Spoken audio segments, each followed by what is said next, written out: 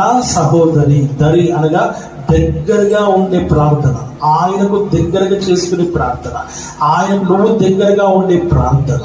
సహోదరి, సహవాసంలో ఉండే దగ్గరితనం. ఏతనం అది?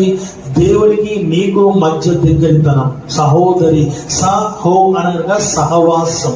ఆ సహవాసంలో నువ్వు దేవునికి దగ్గరగా, మనుషులకు దగ్గర కాదు, నీ తోటి సహోదరులకు దగ్గరితనం కాదు, దేవునికి దగ్గర జీవితం కావాలి.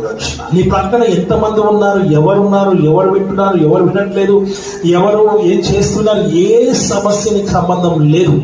నీకున్నటువంటి దానిలో ఒకటి ఏంటంటే, ఎంతమంది ఉన్నా, నీ చుట్టూ ఎంతమంది ఉన్నా, ఆ అంతమందిలో నువ్వు దేవునికి దగ్గరగా ఉన్నవా లేదా, దేవుడు నీకు దగ్గరగా ఉన్నవా లేదా అనేది మాత్రమే కావాలి. ఆ సహవాసంలో నువ్వు దేవునికి దగ్గరగా ఉన్న ఆ సహోదరి, నా ప్రాణేశ్వరునిగా నా ప్రాణమును నీకు ఇచ్చి ఉన్నాను గనక, నీవు నా సంగమై ఉన్నావు గనక, నీవు నా వధువు అనే సంగమై ఉన్నావు గనక, నీవు నా వధువై ఉన్నావు గనక, నీవు నా ప్రాణమై ఉన్నావు గనక ప్రాణేశ్వరి అని పిలుస్తూ ఉన్నాను.